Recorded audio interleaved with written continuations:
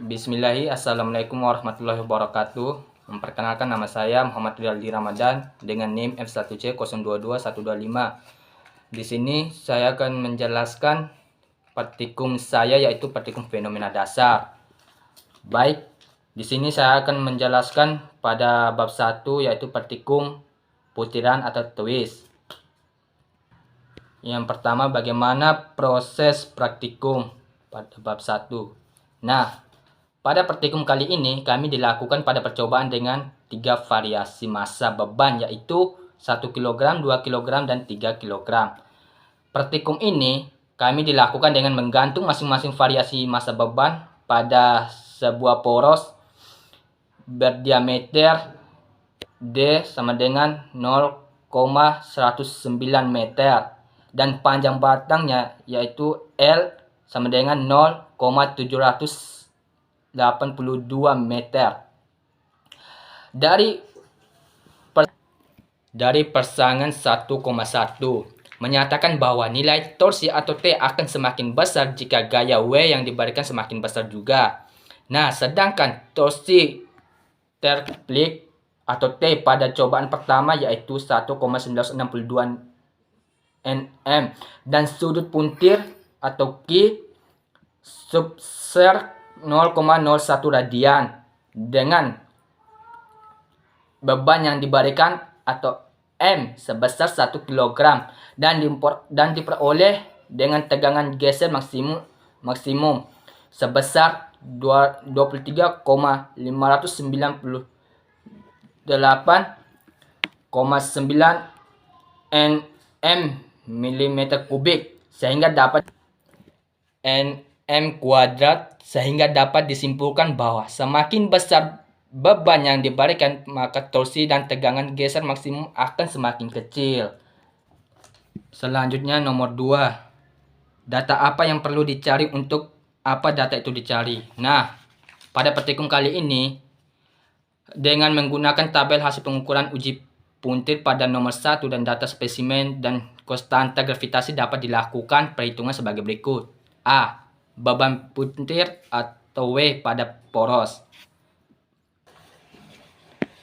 Beban puntir W pada poros. W sama dengan M kali G sama dengan 1 kali 9,81 meter per sekon kuadrat sama dengan 3,81. B.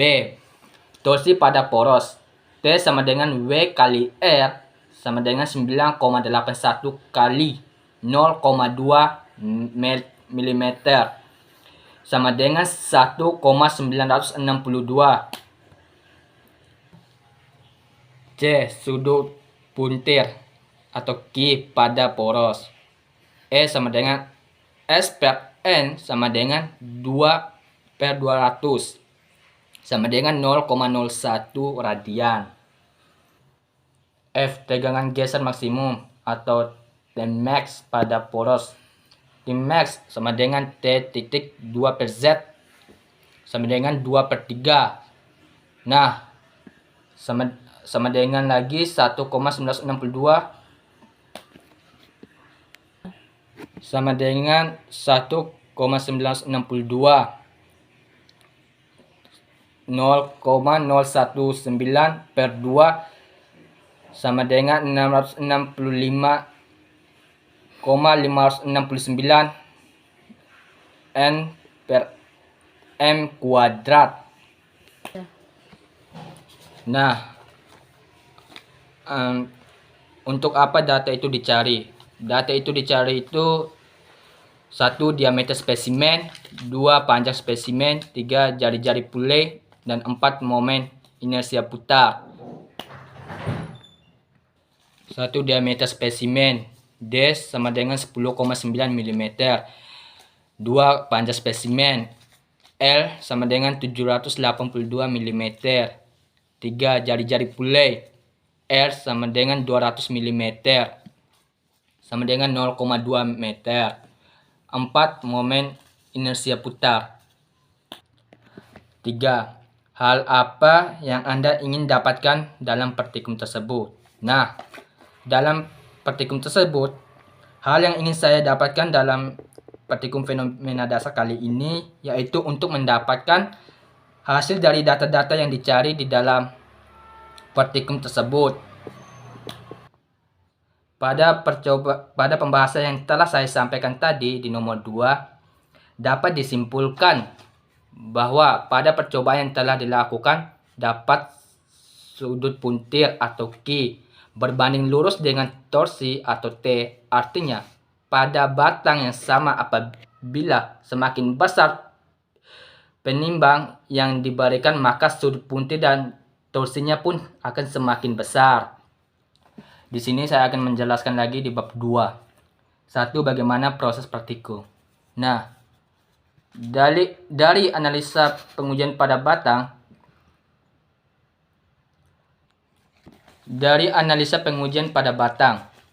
dengan menggunakan data sudah diketahui dan data pada tabel 2.1 nomor 1, maka dapat dilakukan perhitungan sebagai berikut. A. Menentukan momen. B. Menentukan gaya eksternal atau beban pada uji defleksi atau D. C. Menentukan nilai defleksi pada batang. D. Menentukan modulus elastisitas untuk batang. Elastisitas untuk batang pejal atau E. Menentukan tegangan tekanan pada penampang batang atau Gimax. F. Menentukan panjang spesimen. 2. Data apa yang perlu dicari dan untuk apa data itu dicari. Nah, dari hasil pengukuran spesimen defleksi, yang dicari itu adalah lebar spesimen atau B. 2. Tebal spesimen atau H. 3. Panjang spesimen atau L. 4. Percepatan gravitasi atau G. Dan untuk apa data itu dicari. Nah, berdasarkan percobaan ini, defleksi pada batang yang telah dilakukan dapat diketahui bahwa semakin besar beban yang diberikan, maka akan semakin besar pula pada nilai defleksinya. Nah, di mana beban terbesar yaitu 29,46 dan beban terkecilnya yaitu 9,82 dan defleksi terbesar yaitu 10,52, di mana defleksi terkecil dianggap 0,58, sehingga dapat dikatakan besar beban yang diberikan berbanding lurus dengan defleksinya. 3. Hal apa yang Anda ingin dapatkan dalam praktikum tersebut? Nah, pada percobaan ini dapat diketahui panjang spesimen atau L sama dengan 0,638 meter. Lebar spesimennya B sama dengan 0,04 meter. Dan tebal spesimen sama dengan 9,4 kali 10 kuadrat meter. Nah, beban yang diberikan pembebanan yang tetap yaitu berada di tengah batang uji atau beban terpusat di tengah dari pembebanan tersebut. Nah, didapatkan nilai defleksi yang semakin naik sesuai dengan penambahan beban yang diberikan. Nah, beban yang diberikan, kesimpulan apa yang Anda dapatkan pada setiap partikel. Nah, kesimpulannya itu hubungan beban dan defleksi berbanding lurus. Jika beban ditambahkan, maka defleksi akan semakin besar. Begitu juga sebaliknya, nilai defleksi terbesar atau nilai defleksi terbesar yaitu 10,52 mm dengan beban P sama dengan 29,46 dan nilai defleksi terkecilnya yaitu 0,58 mm dengan beban P sama dengan 9,81 N. Nah, di sini saya akan menjelaskan pada bab 3 yaitu getaran sederhana.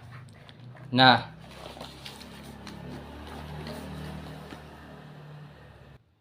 satu, bagaimana proses praktikum?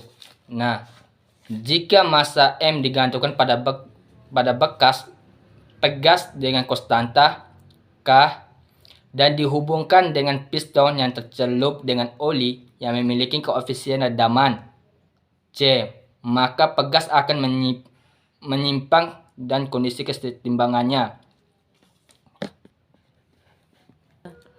Supaya percobaan berjalan dengan baik, menghasilkan data yang akurat dan mengutamakan keselamatan, maka prosedur yang harus diikuti adalah A. Mencari konstanta pegas. 1. Mengukur panjang pegas sebelum diberi beban sebanyak 3 kali sehingga diperoleh L 3 kali.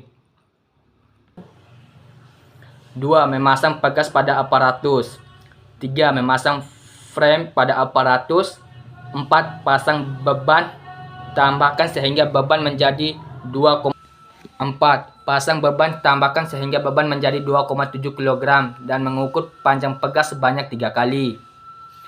5. Tambahkan piringan beban berikutnya sehingga beban menjadi 3,7 kg dan mengukur panjang pegas sebanyak 3 kali.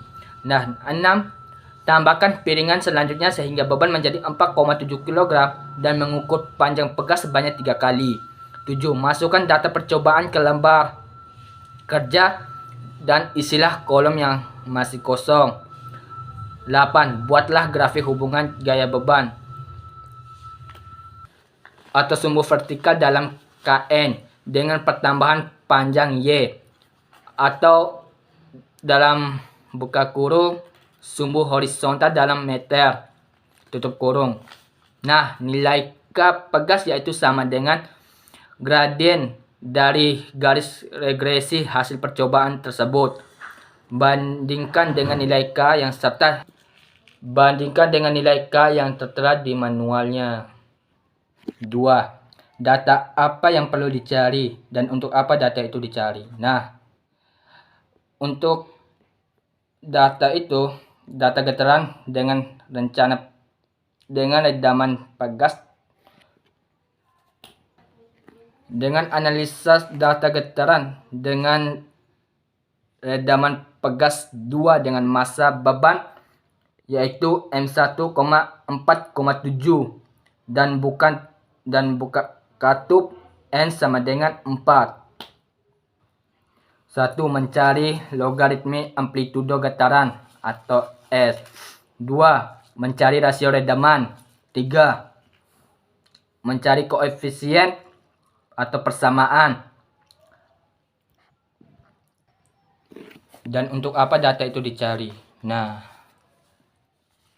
antara gaya beban dengan pertambahan panjang pegas pada ketiga gambar grafik menunjukkan garis linear grafik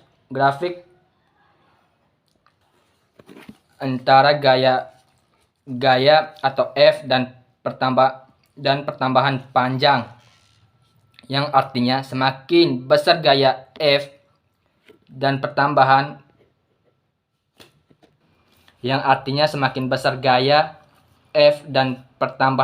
panjang atau AL yang artinya semakin besar gaya F diberikan pada pegas maka pertambahan panjang AL akan semakin besar.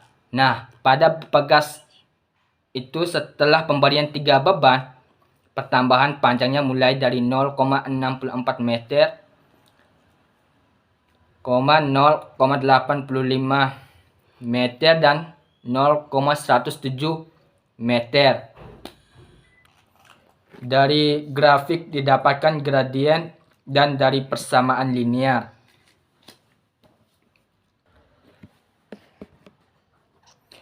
Tiga, hal apa yang Anda ingin dapatkan dalam praktikum tersebut? Nah, hal yang ingin saya dapatkan dalam praktikum tersebut, dalam praktikum fenomena dasar ini, yaitu untuk mendapatkan hasil dari data-data yang dicari di dalam praktikum fenomena dasar. Dalam praktikum fenomena dasar tersebut. 4. Kesimpulan apa yang Anda dapatkan pada setiap praktikum? Nah, pada partikum fenomena dasar kali ini, yaitu A. Semakin besar gaya pada suatu benda, maka akan semakin besar defleksinya. Dan B. Massa berbanding lurus dengan frekuensi, artinya semakin tinggi massa suatu benda, maka semakin tinggi pula frekuensi getarannya. Dan C. Putaran bukan katup berbanding lurus dengan rasio peredaman dan koefisien redaman. Artinya, semakin besar putaran bukaan katup, maka rasio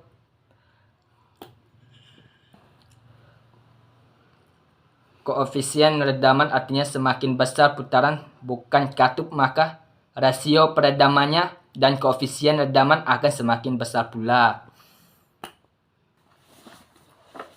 Nah, di sini saya akan menjelaskan di bab 4, yaitu partikum mekanika fluida. 1. Bagaimana proses partikum?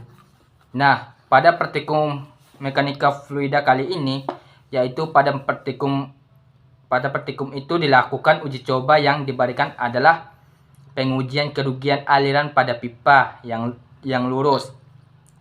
Pada pengukuran ini mengacu pada standar ISO. Pengujian ini dilakukan dengan menggunakan pipa yang diameter dalam pipa 0,0136 meter dengan luas penampang 0,430 meter kubik. Pengukuran debit fluida menggunakan S 10,10 meter dengan fluida yang akan digunakan adalah media airnya. Terdapat perbedaan antara ketinggian pada piezometer sehingga terjadi perbedaan kecepatan aliran pada masing-masing debit aliran yang diuji. Hal ini dapat terjadi karena apabila debit aliran semakin besar, maka laju aliran yang akan terjadi semakin besar.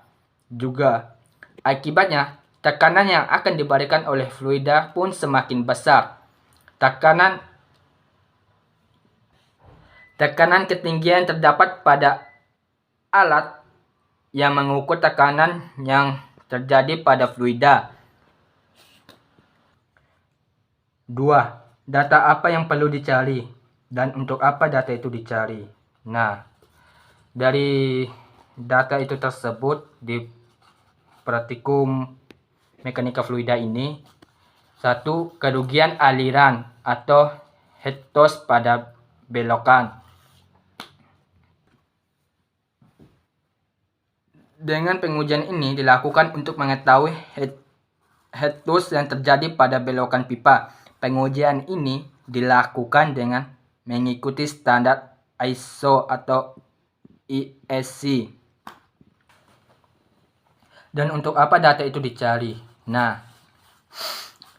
dari nilai jari-jari belokan pada pipa, pengujian ini adalah 0,15 mm dengan panjang antara tapping 0,652 mm. Berdasarkan dengan perhitungan yang telah dilakukan sebelumnya, dapat diketahui bahwa pada seluruh debit aliran pada pola aliran yang terbentuk adalah pola turbulent yang ditandai dengan nilai RE di atas 2000 karena pola aliran yang terbentuk adalah pola aliran turbulent. Maka rumus faktor gesekan yang digunakan adalah rumus faktor Blasius. Berdasarkan pada grafik yang di atas, diketahui bahwa nilai gradien dari grafik perbandingan antara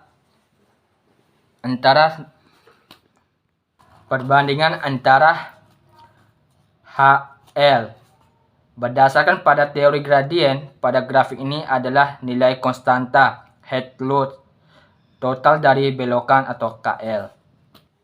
Hal apa yang Anda ingin dapatkan dalam partikum tersebut? Nah, dalam partikum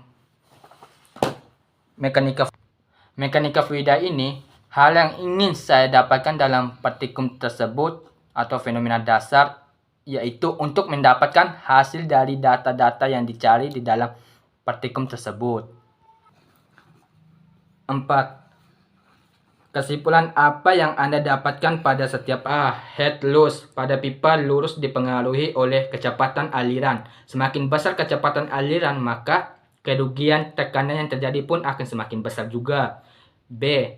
Head loss pada pipa belokan tidak hanya dipengaruhi oleh kecepatan aliran saja, namun dipengaruhi oleh geometri belokan pipa. Sekian dan terima kasih hasil presentasi partikum fenomena dasar. Kurang dan lebihnya saya mohon maaf. Sekian dan terima kasih. Wassalamualaikum warahmatullahi wabarakatuh.